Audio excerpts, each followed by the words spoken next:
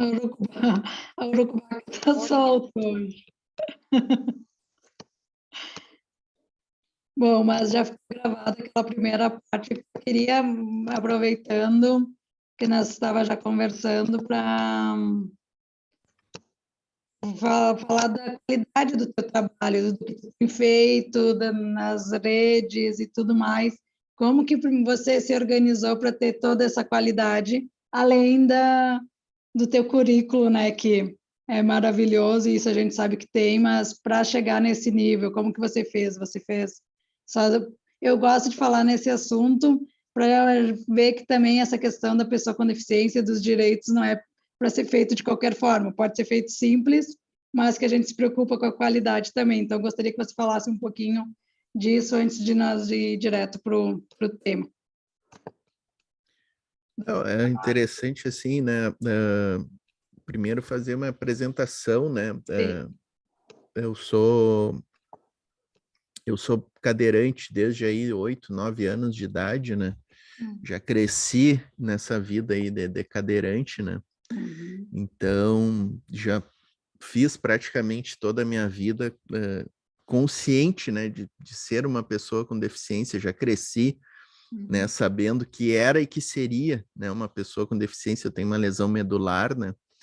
E assim, eu fiquei cadeirante com 9 anos e, digamos assim, até uns 12 anos eu acreditava naquelas matérias do Fantástico que diziam que os cadeirantes voltavam a andar, né? Mas a partir dos 12 anos, acho que eu tomei consciência de que eu não voltaria a andar e que a minha vida seria sentado numa cadeira de rodas, né? E que isso não seria um inferno astral, que isso não seria um problema para mim, né? E tive, claro, um apoio significativo, né, da minha família, especialmente da minha mãe, que sempre me colocou nas questões de esporte, me deu todas as condições de estudo, né? Aquela história, né, como homem branco de classe média, sou bastante privilegiado também, Sim. né? Apesar de ser uma pessoa com deficiência, a gente sempre tem que reconhecer os nossos privilégios também na sociedade, né? A gente sabe aí que tem muita gente que não tem acesso a todas as condições, né, de se desenvolver. Então, consegui me desenvolver relativamente bem, né, na questão dos estudos. Entrei numa faculdade de Direito com 19 anos, mais ou menos, me formei. Em seguida de estar formado com 25 anos, 25 para 26, eu passei num concurso para procurador do INSS, né? Então, fiz toda a minha carreira aí nesse mundo do direito, né? E sempre gostei muito de estudar todas as áreas, né? Não só a área específica do direito previdenciário, do direito tributário, administrativo, constitucional, que eu usava muito no meu trabalho, né? Mas aí também me dediquei também a estudar bastante a questão dos direitos da pessoa com deficiência e de todo o histórico, né, do movimento aí das pessoas com deficiência. Então, basicamente é isso. Acho que eu tive todas as condições aí, né, de, de aprender, de conseguir ter uma bagagem aí do ponto de vista jurídico e sociocultural, né? E aí, uma das coisas que levaram aí a ser um dos fundadores da RS para Desporto e capitanear esse processo aí, era justamente a minha visão de necessidade de que a gente tivesse uma associação de pessoas com deficiência que fugisse daquele paradigma tradicional, né, que existem muitas associações até hoje, infelizmente, 2022, né? Eu ia falar 21. 2022 até hoje a gente ainda enxerga muitas associações com aquele paradigma do assistencialismo, né? Tratando os seus associados, o seu público como de uma forma patológica, né? Tratando de pacientes. Eu vejo muitas associações de pessoas com deficiência tratando seus usuários como pacientes. E isso me deixa assim chocado, né? Porque definitivamente as pessoas com deficiência não são pacientes, né? Na área do paradesporto, elas são para-atletas, são atletas. Na área da escola, elas são alunos com deficiência, elas jamais são pacientes, né? Mesmo uma associação que lide ali, uma associação de pessoas com deficiência que vai lidar com assistência social, com o campo da saúde, eu não me conformo que chame os seus usuários de pacientes, né? Tu Sim. tem tantos termos para utilizar, Uhum. né? Então, a criação da RS para Desporto se deu também nesse contexto da gente ter uma entidade, um coletivo, né, de pessoas com deficiência que tivesse essa visão do protagonismo da pessoa com deficiência, né, da pessoa com deficiência protagonista dentro da sociedade e não essa visão assistencialista, aguardando que cuidadores e que pais e mães e que governos venham suprir as necessidades, né, desse público. Então, basicamente é por aí, minha amiga Roberta.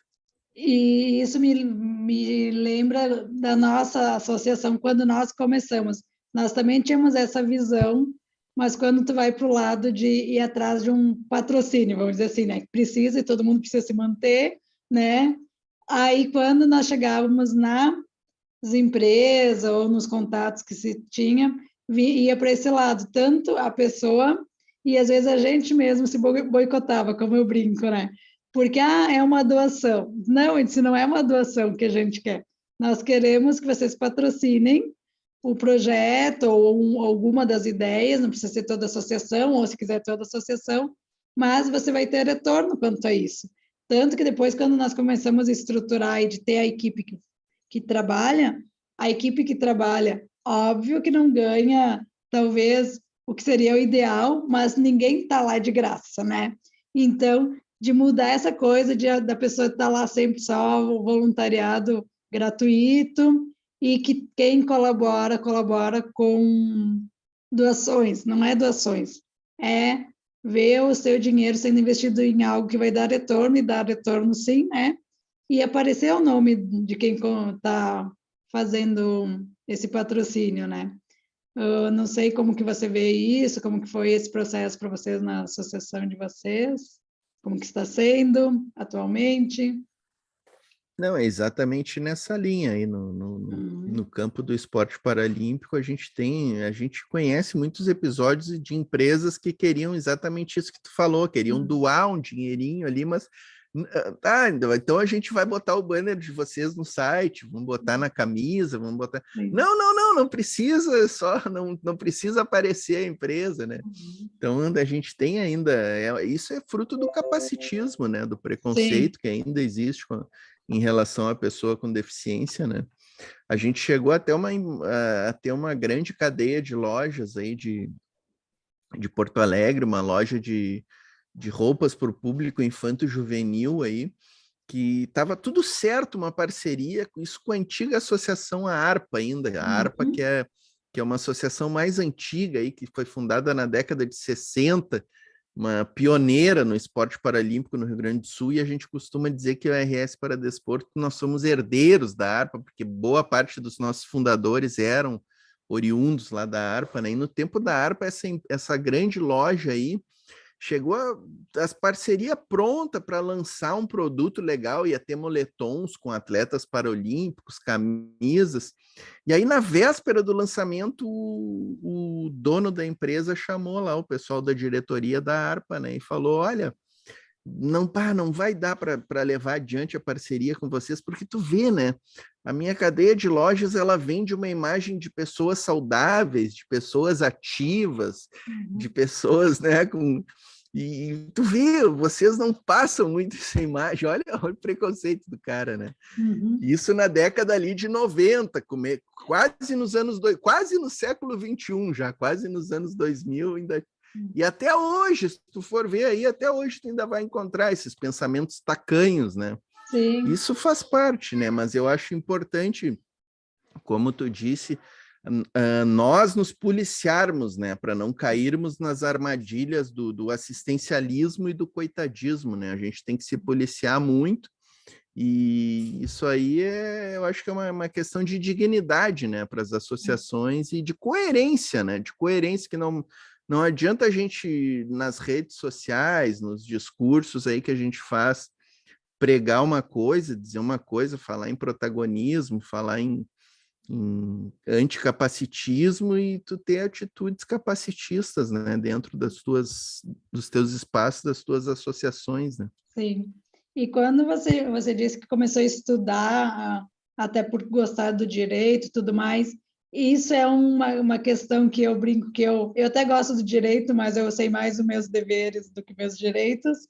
Quando estudou, você estudou porque você sentia falta para aplicar para você, ou você quis aprender os direitos das pessoas com deficiência para disseminar? Como que era quando você começou com tudo isso? Assim, mas objetivamente as duas indagações que tu faz são corretas, né? Um pouco por experiências pessoais, até por casos particulares, algumas ações que eu tive que ajuizar em casos concretos da minha vida, assim, né? E também para fazer essa questão eu acho que da ajuda ao próximo, né? Ajuda aos que vem atrás, digamos assim, né? Porque eu acho assim uma coisa que eu sempre que me convidam aí para falar a respeito dos direitos da pessoa com deficiência, né? Até tu me perguntou o título da live, né?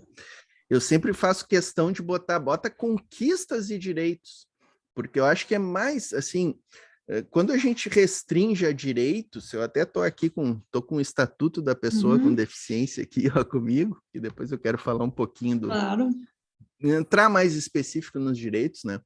Mas assim, quando a gente restringe a direitos, eu acho que a gente diminui muito essa pauta, né? Eu acho que mais importante do que os direitos são as conquistas que o movimento das pessoas com deficiência teve, né? Porque se a gente restringe os direitos, a gente acaba caindo naquela normatividade, na normatização, né? E que ela nos atrapalha, porque se a gente for pensar aí, no Brasil, eu não tenho medo de dizer que a gente tem, assim, se não a melhor legislação mundial na questão da inclusão da pessoa com deficiência, uma das melhores. Poucos países têm uma legislação tão boa, tem um estatuto da pessoa com deficiência tão abrangente como a gente tem. Mas e a efetivação desses direitos? É isso que E eu tirar eles sempre do falo, que tirar eles do papel, tirar eles do papel e colocar em prática, é né? isso que eu sempre falo, que a regra é maravilhosa, a regra está muito boa no papel, né? O problema é a prática mesmo, né? Exatamente, e é aí que entra o que eu estou dizendo, as conquistas. É. Porque as conquistas, quando a gente conquista avanços, né, na nossa pauta da civilização das pessoas com deficiência, digamos assim, né, quero fugir da palavra direitos, Claro. né, quando a gente conquista esses avanços, eles não voltam mais para trás. E eles são avanços práticos, são avanços efetivos. Vou te exemplificar alguns. Acho que o grande avanço que a gente teve é a questão da visibilidade. Né? Eu acho que esse é o grande avanço do nosso movimento das pessoas com deficiência, porque as pessoas com deficiência, elas viveram várias fases, né? Não quero aqui ir lá para trás, na época da Idade Média, que as pessoas com deficiência eram assassinadas até, né? Depois a gente passou para a fase de ser escondido dentro de casa, né? E aí passamos para a fase da exclusão, né? A fase da exclusão é uma evolução da nossa história, né? Ser excluído já é uma evolução para as pessoas com Pegando na minha deficiência. parte artística, foi para o grotesco também, né? Que foi indo para o circo, foi indo para algumas situações. Nada contra o circo, mas a forma como era exposto no circo, né? Exatamente, anões expostos no circo, né?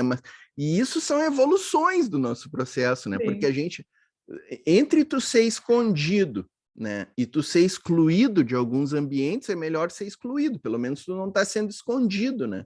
Pelo menos tu está conseguindo chegar na porta daquela escola, né? Tu tá passando na frente da escola, os caras não te deixam entrar, mas pelo menos tu já não tá mais dentro do quarto escondido, então já é uma evolução, né? Então a gente vem nesse processo aí, excluídos, aí integrados, né? Que era assim, tá, vai na escola, mas vamos fazer um cantinho ali na escola só para jogar os aleijadinhos, né? Digamos assim, os ceguinhos, os aleijadinhos. Termos, né? faz lá, pega um cantinho lá da escola para deixar eles ali dentro, né? Para não dizer que a gente está excluindo eles. Então, integra, né? E aí a gente vem para a fase da inclusão, que aí já é meio, mais ou menos o que a gente está vivendo hoje, né? Que é a fase da inclusão, e eu acho que a gente tem que evoluir um pouquinho da inclusão, a gente tem que começar o movimento das pessoas com deficiência a debater já e além da inclusão, né? A gente tem que falar mais em protagonismo, a gente tem que falar mais em reconhecimento político das diferenças, né? Mas, enfim, tudo isso foram conquistas, né? A inclusão das pessoas com deficiência, ela não veio assim porque a sociedade achou que a inclusão das pessoas com deficiência seria... Ela veio porque nós, pessoas com deficiência, nos organizamos enquanto movimento.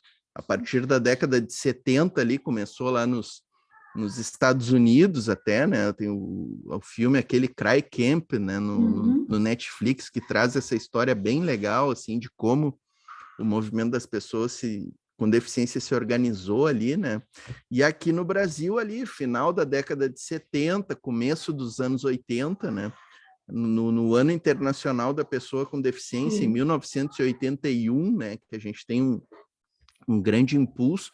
Coincidentemente, foi o ano que eu sofri o acidente, fiquei paraplégico, 1981. Então, eu considero, assim, é o ano que eu nasci como pessoa com deficiência, foi o ano internacional da pessoa com deficiência, né?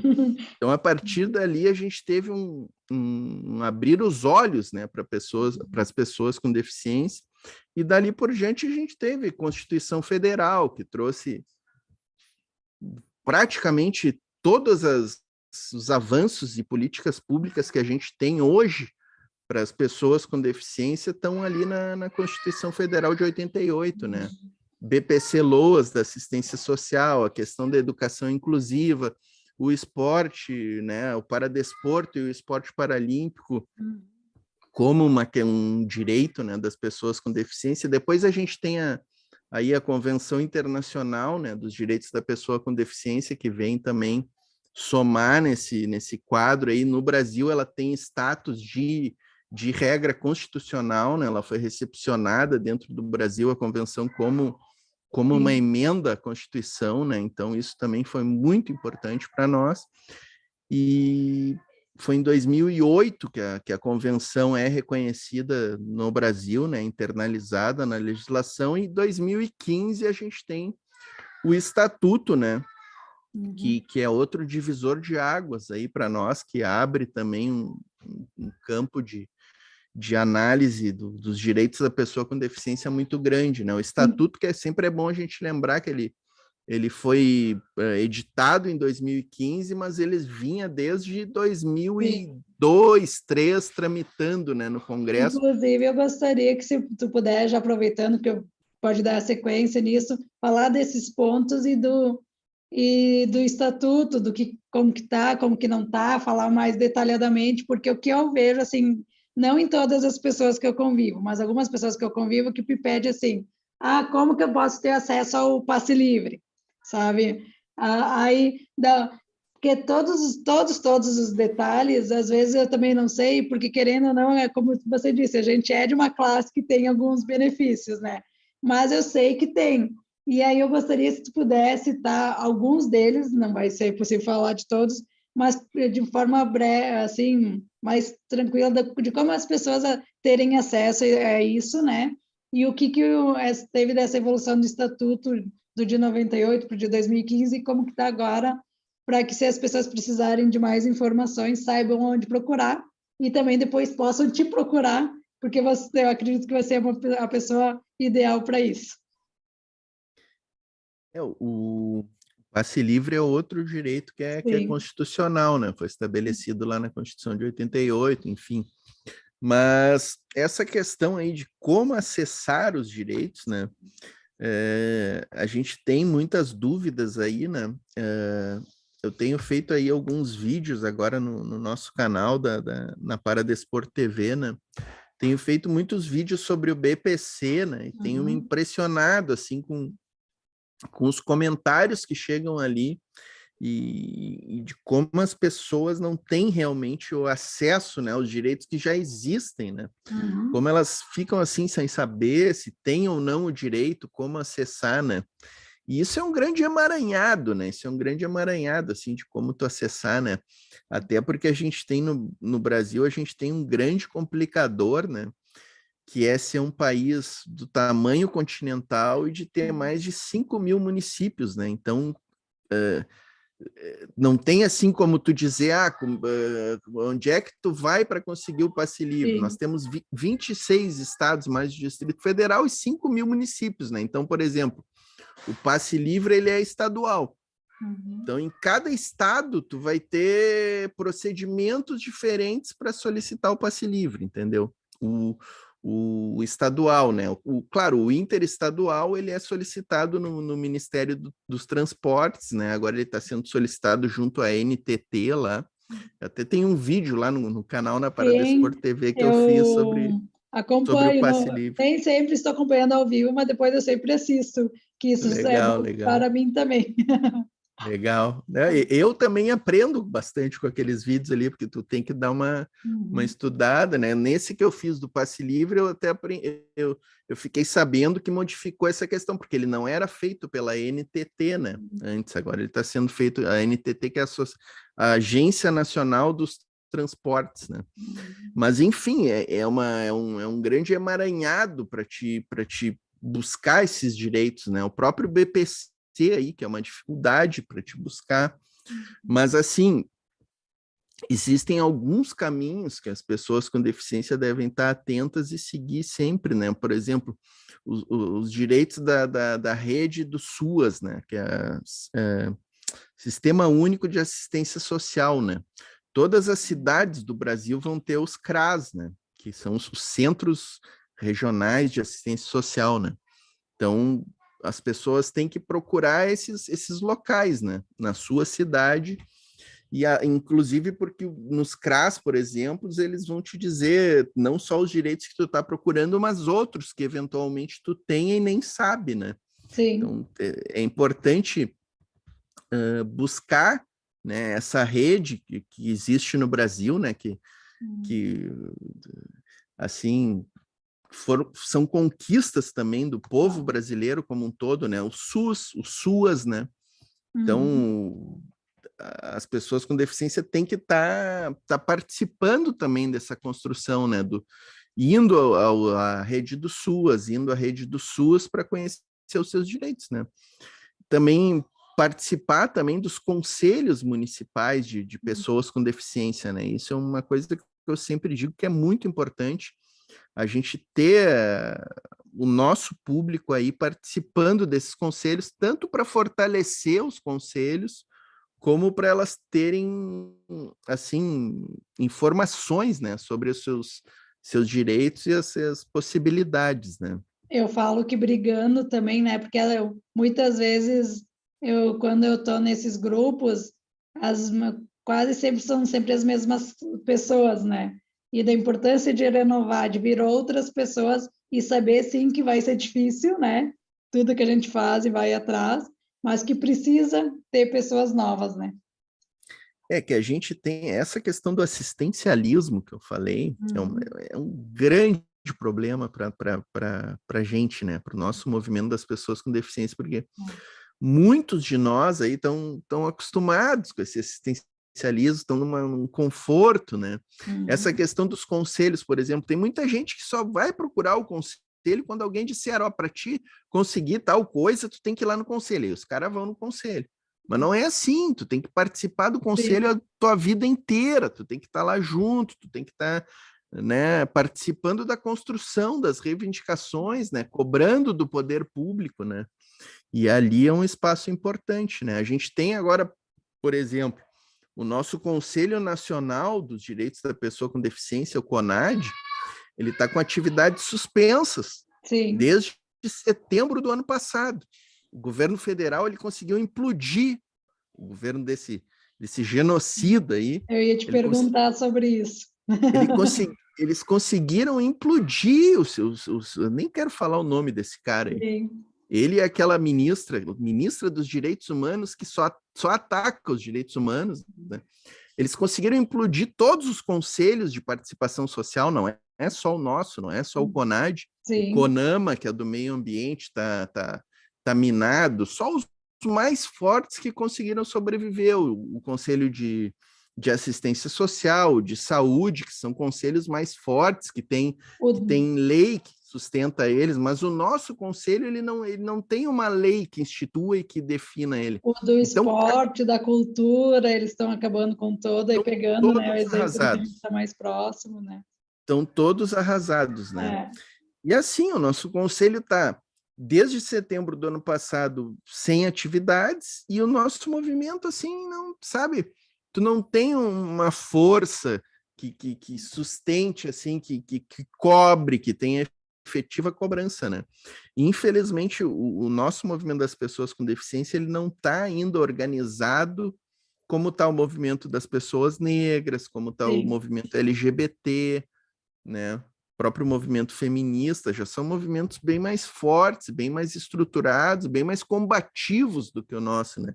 E muito disso é por causa dessa questão do assistencialismo, que nos uma atrapalha coisa que eu muito. vejo também dentro dessas nossas lutas, que se cria, às vezes me dá essa impressão que se cria milhões de associações, porque existe muitas, mas aí quando tu vai ver, em vez de todo mundo lutar juntos, está cada um lutando por seu próprio umbigo, sabe? Divisão total.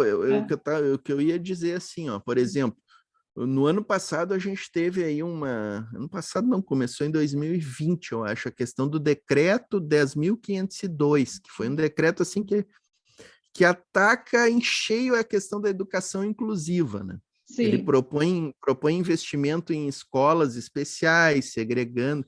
Ele quer voltar àquele modelo lá da década de 80, com crianças com deficiência estudando em escolas segregadas, né? E isso sob um pano de fundo, assim, de que as crianças com deficiência atrapalham na escola regular. O ministro da Educação chegou a dar essa declaração, Sim, né? Pois nessa questão da educação inclusiva, a gente tem associações de pessoas com deficiência que defendem isso, porque elas sobrevivem com isso, né? Sim. Economicamente, elas têm interesse em ganhar esses recursos para manter ali as suas escolinhas para segregar as crianças com deficiência. E a gente tem lá dentro do CONAD, do Conselho Nacional dos Direitos da Pessoa com Deficiência, a gente tinha pelo menos, entidades que defendiam esse decreto, sabe, entidades nossas, do nosso campo, da sociedade civil, que está lá defendendo, sabe? A educação inclusiva, ela é um postulado constitucional, ela está na Constituição e ela está na Convenção Internacional dos Direitos da Pessoa com Deficiência. Então não tem volta. Não tem como tu defender, não acho tão legal, eu não acho legal que as crianças com deficiência estudem na escola regular. Tem deficiências que são muito graves, que as crianças não vão conseguir, não toda criança vai conseguir acompanhar. Se não é acompanhar nos moldes desenhados pela sociedade, ela vai acompanhar de outro jeito. E as outras crianças, e o que eu sempre digo, que a educação inclusiva, quem mais se beneficia dela não são as crianças com deficiência, são as outras crianças que estão tendo aquele convívio, né, e aquele aprendizado com aquela criança com deficiência que está na aula, né? Tá junto ali. Então é uma coisa assim, é uma coisa sem volta, que a gente não pode nem abrir debate com essas entidades do nosso campo que defendem escola especial. Não existe, não. Tu tem que terminar o debate na hora, tu tem que dizer, isso é constitucional, não vai ter esse retrocesso, e toda criança tem direito de estar na escola regular. É isso, é daí para frente que a gente tem que debater, né?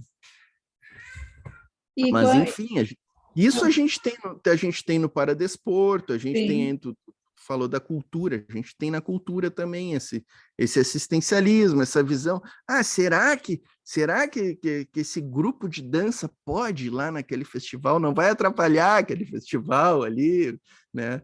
Não vai atrapalhar, vai abrilhantar o festival. Vai ser bem ao contrário. E outra coisa que eu digo assim, se existe alguns erros acontecendo, porque em todos os segmentos existem falhas, que tem que ser organizado e arrumado o que está errado, não punir todo mundo, né?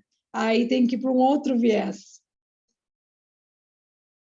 Claro, claro, essa questão da educação inclusiva, quando eu falo que é daí para frente, Sim. é porque a gente tem que cobrar dos governos que entrarem aí, desse não adianta cobrar mais nada, né? Porque Sim. esse aí não, já deu para ver que não quer fazer nada, né? E quer só nos destruir, né?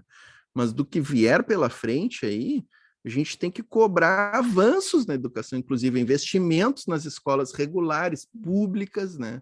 Muitos investimentos, capacitação de professores maciçamente tem que Sim. ser capacitados para trabalhar com o público, né? E É você, isso, né? Portinho, como que acha que isso funcionaria da melhor forma, com a visão que você tem na parte escolar? Eu acho que é nesse sentido de capacitar os professores para eles terem, né, conhecimentos e condições de receberem os alunos com deficiência, de acolherem bem, né, esses Sim. alunos. Remuneração para professor, né, porque não é possível que a gente queira que os professores façam um trabalho decente recebendo a mixaria que ganham no Brasil, né? Talvez seja a categoria mais mal remunerada que existe, né, no serviço público, sejam os professores, né? Isso é fundamental, né? Isso é fundamental. O setor que capacita, instrui todo mundo e é o que menos é valorizado, né? Um médico que está pegando o exemplo, que está num patamar superior e a maioria ganha bem, chegou lá por causa de um professor, né? Exatamente. E aí o professor não tem... Exatamente. Se tu pegar aí qualquer país que tenha bons índices de educação, tu vai ver que os professores são bem remunerados. Muito se fala aí da Finlândia, né? Que tem uma educação, é primeiro lugar em índices de educação, mas os professores são bem remunerados. Sim. Todas as escolas na Finlândia são públicas, né? Que eu acho que isso é outra coisa, já é um ponto mais meio que sai um pouco da nossa discussão, mas eu acho que educação privada é um horror, porque é óbvio que quem está, né, no meio privado vai querer lucro, né? E educação não é coisa para ter lucro, né? Assim como a saúde, né? Sim. Enfim, mas aí já é um debate mais amplo, né? A gente vai bem longe, até pegando nessa questão da saúde, tá? Eu, por exemplo, sou uma pessoa, que isso é uma coisa que me incomoda bastante, que tenho acesso, porque eu faço sondagem e tudo mais, e retiro no posto de saúde, porque saúde é para todo mundo também, né? Então, não é por questão de faixa etária, salário e tudo mais. Mas uma coisa que vem acontecendo comigo, e não sei se você conhece que tem acesso, que eles estão limitando a quantidade de sondas, pegando esse exemplo, que tem que ter. Só que não é uma pessoa que entende, não é um médico que está limitando, é alguém que está lá, né, num cargo, que não sei o que faz da vida, e limita. E aí tu vai com o laudo do médico dizendo que tu precisa, no mínimo, aquela quantidade para passar bem um mês, né? Porque aí aqui em Caxias, pelo menos é mensal, e a pessoa diz que não, e ainda, às vezes, aí isso me incomoda, porque tu vê de quem entende da saúde pedindo para tu controlar. Aí eu disse, moça, aquela vez foi uma moça, eu disse, moça, como que eu vou controlar algo que eu não tenho? Ainda mais que eu fiz essa cirurgia, eu faço dessa forma por falta de controle, mas hoje em dia estou bem, mas controlar quantas vezes eu vou no banheiro, e se tu controla quantas vezes tu vai no banheiro. Surreal. Mas essa questão, assim, eu acho que é muito importante, né? Muito importante a gente diferenciar isso que tu falou, né? Que as pessoas que estão lá não caíram de paraquedas lá para gestionar alguns espaços, né? É muito importante a gente fazer essa diferenciação, né? Dos postos de saúde, do SUS, dos CRAS, do SUAS, do INSS, né? Na questão dos benefícios. A gente tem sempre que, digamos assim, que termo eu vou usar, levantar a bola, né, dessa organização que a gente tem no Brasil, nessa estrutura, que também, assim como a gente tem das melhores legislações que eu falei ali em assuntos de pessoa, nas pautas da pessoa com deficiência. A gente também tem uma das melhores estruturas do mundo de políticas públicas, de órgãos públicos, né? Uhum. Se a gente for pegar aí o orçamento que o Brasil tem, né? Todo o histórico do Brasil, né? Econômico, de ser colônia aí, de ter sido roubado pelos europeus, né? Então, se a gente for comparar o que a gente tem no Brasil de serviços públicos com esses grandes países europeus aí que espolharam o mundo inteiro e nunca, né, que tem dinheiro sobrando, né, para investir, a gente aqui no Brasil tem uma estrutura boa. Claro que ela tem que melhorar, né? A questão do SUS, a questão do INSS, o INSS agora está com um déficit de 26 mil servidores, tem 2 milhões de requerimentos de benefícios do INSS na fila. E aí muita gente vai culpar, mas os servidores não trabalham, mas tem 26 mil servidores a menos. Sim. A culpa não é dos servidores, definitivamente. Sim.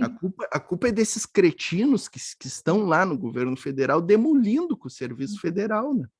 É isso, estão demolindo com o SUS. Aí o que tu falou, estão restringindo sondas, né? Devem estar restringindo fraldas. Não é a menor coisa, né? Na verdade, tem gente que precisa de muito mais para sobreviver, né? O que eles vão dizer para quem usa fralda, que tem que cuidar, usa uma fralda 2 dias, assim, né? Deve ser isso, né? Mas, enfim, então a gente tem que diferenciar bem essa né, estrutura pública das pessoas que estão lá gerindo naquele momento ali, estão detonando com essas estruturas aí, mas em termos...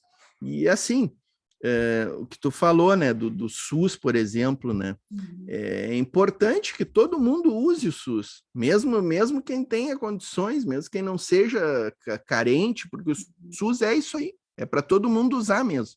Sim. E quando as pessoas que têm mais condições financeiras, têm mais também, eu não vou nem dizer mais cultura, eu vou dizer mais tempo de estar participando e de estar cobrando, né, essas estruturas. Porque se a gente for pegar ali, o que eu sempre digo, né, uma pessoa ali que recebe um salário mínimo, trabalha, né, mais de 8 horas por dia, para ela praticamente acorda, trabalha e dorme, né? Não tem tempo de ir num posto de saúde, lá no posto do INSS, fazer uma cobrança, né? Para coisa funcionar, né? E assim, as pessoas que já têm mais digamos assim, uma vida mais tranquila, com mais recursos, ela tem mais tempo de fazer essa cobrança, né? Por exemplo, numa escola pública, eu tenho dito isso, é uma tese que eu tenho, que a escola pública ela vem se deteriorando porque a classe média saiu da escola pública. Sim. No meu tempo, a classe média, eu fiz toda a minha vida em escola pública. E a classe média agora está nas escolas privadas. Quem ficou na escola pública é o filho desse trabalhador braçal aí, desse trabalhador que não tem tempo de ir lá em conselho de classe, cobrar diretor, e aí a escola foi degringolando, né? Além da falta de investimento, do salário dos professores cada vez pior, né?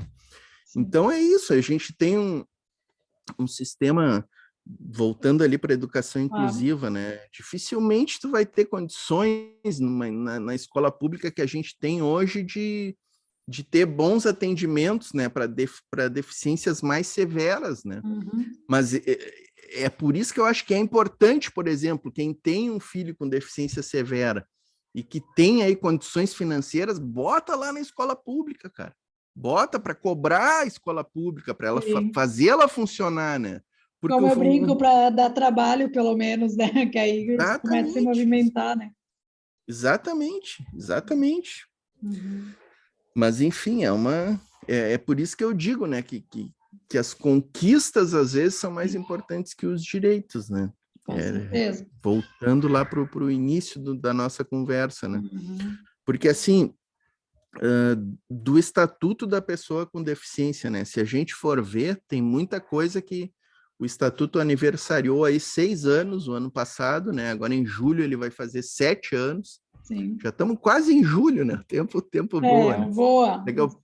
Então, ele já está com 6 anos e quase 9 meses. Aí o Estatuto da Pessoa com Deficiência tem muita coisa ali que que não está sendo efetivada ainda, que não está sendo executada.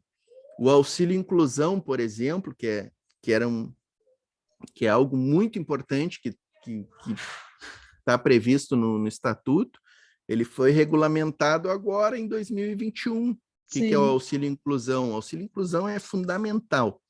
A gente tinha um grande problema no BPC, que é o seguinte: as pessoas que têm o BPC não querem trabalhar. Eu ia te perguntar sobre isso também. Porque geralmente as propostas de trabalho que elas têm têm um salário, uma remuneração que é igual ao BPC, é um salário mínimo. Às vezes um salário mínimo e mais uns pilinhos ali a mais, um valezinho, refeição.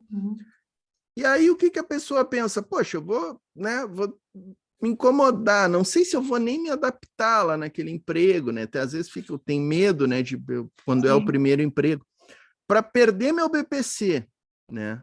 Muitas pessoas não sabem que nem perde mais o BPC, que quando isso já antes do estatuto já era assim, quando tu tinha o BPC, tu vai para um emprego, tu tem o BPC suspenso, tu não tinha mais ele cancelado como era antes, né? Mas aí as pessoas ficam ali com medo, né? Pô, vou perder meu BPC para ir trabalhar, ganhar a mesma coisa, então não vou trabalhar, vou ficar em casa, vou fazer um bico por fora para não perder o BPC, né?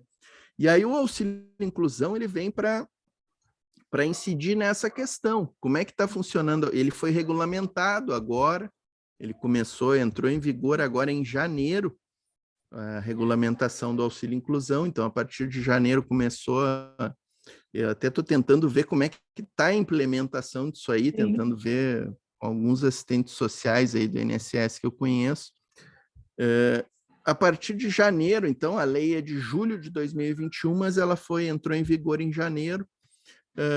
Em outubro de 21, não foi em janeiro, foi em outubro de 21 que ela entrou em vigor nesse ponto do auxílio inclusão.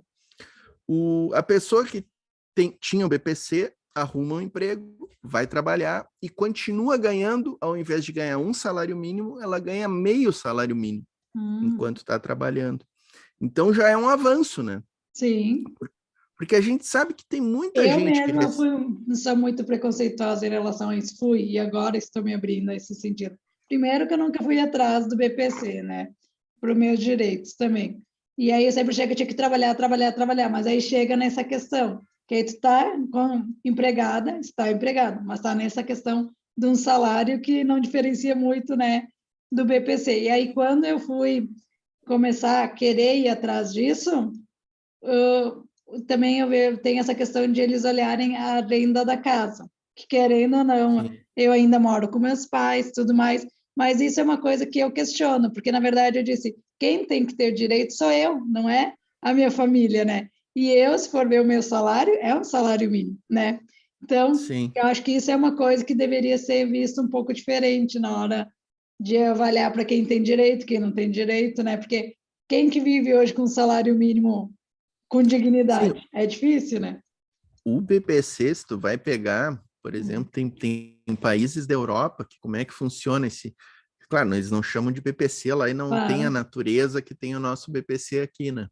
Mas lá na Europa, alguns países, Suíça, que eu já estudei um pouco, Alemanha, alguns países, eles têm ali, o cara ficou com alguma deficiência, sofreu um acidente ou nasceu, ele já tem direito àquele valor mensal ali, independente do que, se a família dele for o grande empresário lá do país, ele vai ter direito, é o que tu falou, né? É a pessoa, né? Mas essa questão nossa aqui do BPC, ela vem muito dessa questão da assistencial, né? Se parte do pressuposto que a pessoa com deficiência, ela é cuidada pela família, né? Então, tu tem que ver toda a renda per capita familiar para ver se aquela pessoa vai ter ou não direito àquele benefício, né? Então, é uma visão bem limitada, assim, né, da questão. E essa renda per capita familiar é outra questão, né? Desde que a LOAS, né, que é a lei que regulamentou aí o BPC ele está previsto na Constituição, artigo 203, e aí a LOAS veio em 1993, ela é a Lei 8742, lá no artigo 20 ela estabelece quem tem direito, né? Que são as pessoas com deficiência e os idosos também têm direito a esse benefício. E lá ela estabeleceu a renda per capita de 1/4 do salário mínimo para a família, né? Então, se tu tem uma família com 4 pessoas, que uma pessoa daquela família ganhe um salário mínimo e mais R$ 200 já não tem direito. Só para te ver como é assim, limitante ao máximo, né? E aí vem se discutindo desde lá, desde 93, que vem se tentando aumentar essa renda per capita e nunca se conseguiu, né? Já tem decisão do Supremo dizendo que é inconstitucional, mas enfim, continua vigente até hoje essa regra aí de 1/4 salário mínimo, né? E então eu acho que esse auxílio inclusão a gente tem que comemorar muito, nós do movimento das pessoas com deficiência aí, até porque tem na associação ali, eu conheço muita gente que ganha esse BPC aí e não quer trabalhar, entendeu? Que poderia estar trabalhando, que tu sabe que poderia estar trabalhando, entendeu? Então para nós vai ser muito interessante, assim, se a gente conseguir tirar aí um universo grande de pessoas com deficiência que estão no BPC, que ingressem no mercado de trabalho, vai dar uma qualidade muito grande aí para a luta do nosso movimento, né? A gente tem hoje aí 2.500.000 pessoas com deficiência que recebem esse BPC.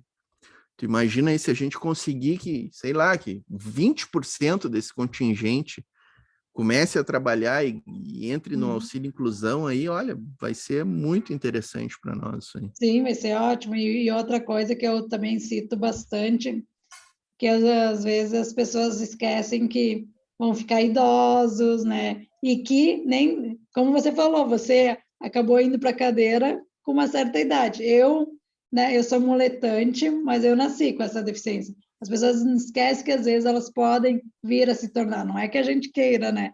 Mas de como melhorar para que esse ambiente fique bom para todos, né? Para toda a sociedade, não só para uma parte que talvez aí acabam colocando naquele gueto, né? As pessoas com deficiência. Sim, com certeza, com certeza.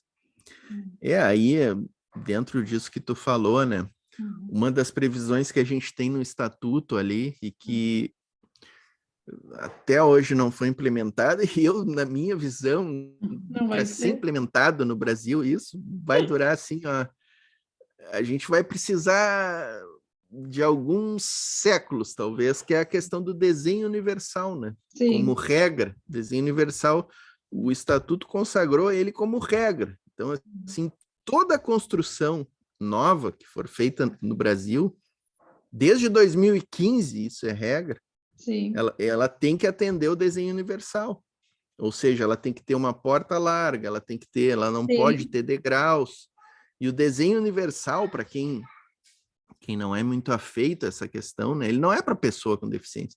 O desenho universal é o que tu falou, é para toda a sociedade, é para gestante, é para idoso, é para quem quebrou uma perna e tá andando de muleta. Então, ele não é assim um direito, uma conquista e um anseio nosso das pessoas com deficiência. Ele é um anseio de quem quer uma sociedade para todos, né? Que todos tenham condições de acesso a locais, né? E é um dos direitos que está aí previsto no estatuto. Sim. E que, olha, nós vamos penar para ver ele posto se as próximas gerações já conseguirem enxergar exatamente um pouquinho, já ficamos felizes. Exato. Sabe o que é uma outra questão que eu acho que é importante a gente falar quando a gente toca nesse ponto de direitos, né? E de normatização dos direitos, né? Que é uma questão que assim me preocupa demais e me deixa até meio indignado às vezes. É que cada pessoa com deficiência que a gente está vendo aí, que bom que a gente está vendo se tornarem vereadores, se tornarem deputados, né? Estamos começando a ver aí, né? Embora alguns assim não nos representem muito, né? Eu recebi já alguns convites para fazer meu trabalho artístico para eles, mas aí eu disse, não sei se me representa muito, então, né? Tem um companheiro nosso aí que é o Reinaldo Charão, né? RS para Desporto, não sei se tu conhece ele. O Reinaldo Charão disse que a gente precisa rediscutir aquela história do nada sobre nós sem nós, né? A gente precisa botar uma vírgula ali e pôr nós no final, né? Porque tem muita pessoa com deficiência aí, até lá no Congresso Nacional, lá, que não estão muito pelas nossas lutas, né? Mas, enfim, é bom que a gente está vendo pelo menos alguns aí se tornando vereadores, e Sim. cada um que entra lá, numa vereança ou como deputado estadual, resolve fazer projetos de lei que já estão aqui, ó, que É, repetem o que está aqui não sei se está aparecendo aqui o sim. estatuto, É que tá, eu acho que tá nem tá um pouquinho ele, embaçado, mas dá para ver. Mas acho que as pessoas não ele, sabem nem que está aí, ó. São pessoas pois é, que são que nem eu, que sabem mais os deveres, não sabem os direitos. E aí repetem, já está aí. aí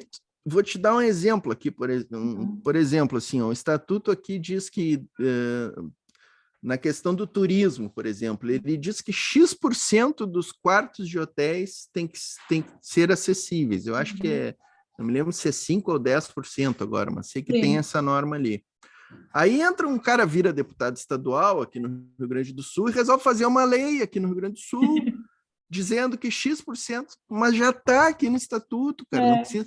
E às vezes eles fazem a lei dizendo menos. Tipo assim, o estatuto diz que é 5%, ele faz uma lei aqui no Rio Grande do Sul dizendo que é 2%. Uhum. Pô, aí nos atrapalha, sabe? Nos Sim. atrapalha.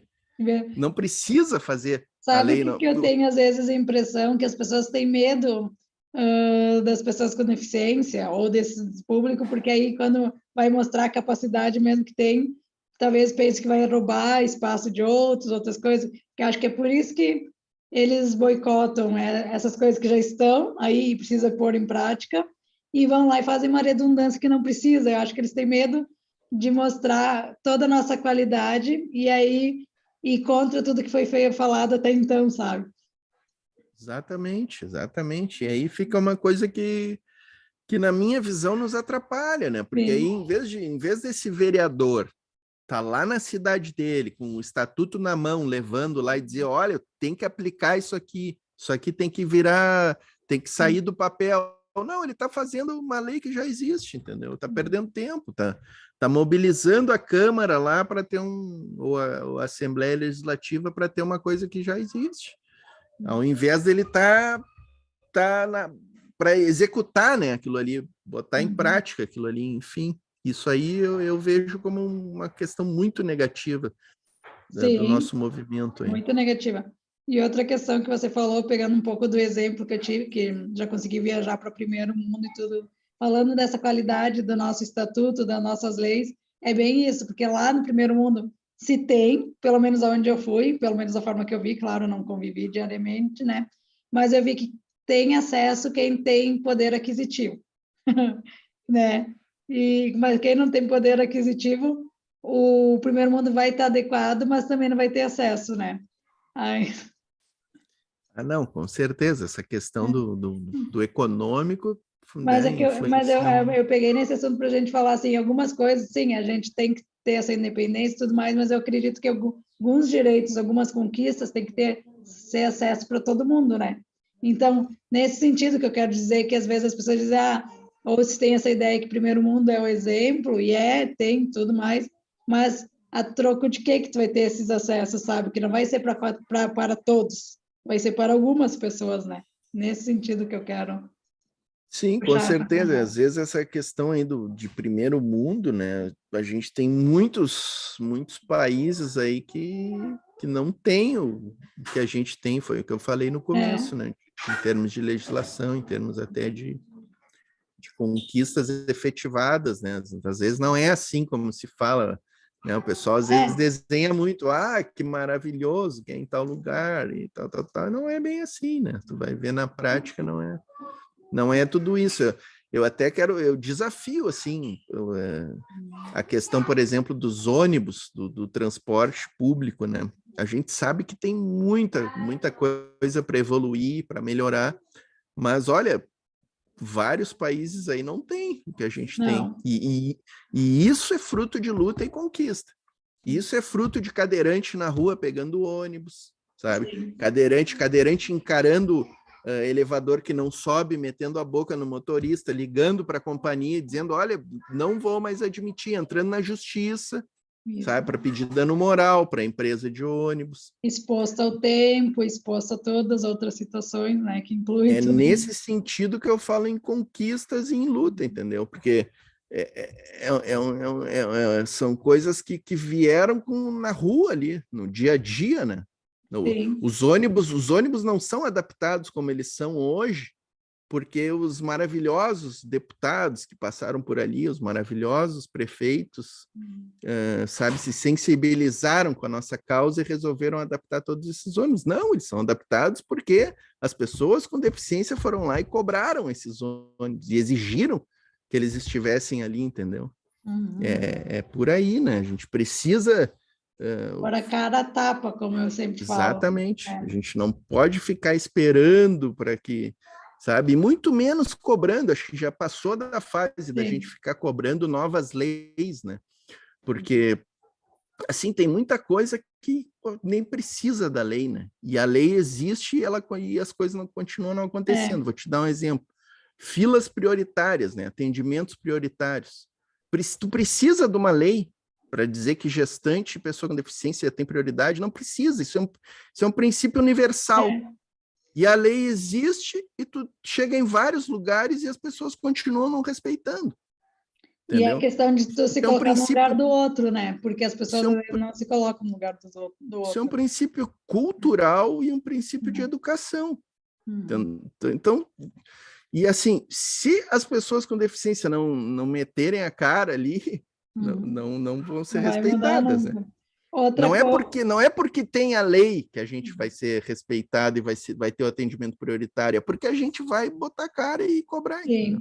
É isso. Outra questão, pegando um exemplo que eu frequento muito, a questão do turismo e dos espaços culturais que eu vou, além da questão da meia entrada, né, que eu não sei se continua em pé essa questão, mas isso não tem problema, mas o acesso aos locais, por causa que aí tu chega num lugar e diz, mas isso antigamente não era um espaço cultural, não era um espaço público. Eu disse, mas antigamente?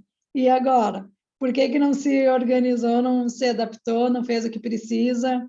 Outra questão, pelo menos aqui em Caxias, que também já tem ali para vocês tudo mais, o selo do espaço ser acessível, né? Um selo acessível. E até vieram o nosso jornal principal. Aqui em Porto Alegre, eles lançaram o selo de acessibilidade parcial. Parcial. É sensacional, né? É universal. Sensacional a criatividade deles. Né? E aí eles me questionaram, né, numa entrevista que eu fiz para o jornal local aqui, o que eu achava. Eu disse, maravilhoso, e foi o que eu te falei. No papel já existe tudo isso. Eu disse, mas e na prática, vai funcionar? Eu disse, vai ter um selo só para ter o selo? Ou, né, é como os ônibus intermunicipais, né? Tem o selo de acessibilidade, mas que acessibilidade que tem? Né? E aí tu questiona eles te dão milhões de explicações, mas pôr na prática não acontece, né? Exato, exatamente. Mas é isso.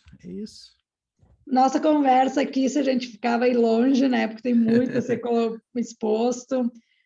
Já tivemos essas questões iniciais também que nos atrasou um pouquinho, mas eu agradeço a tua participação, por você estar aqui. Não sei se quer finalizar com alguma fala.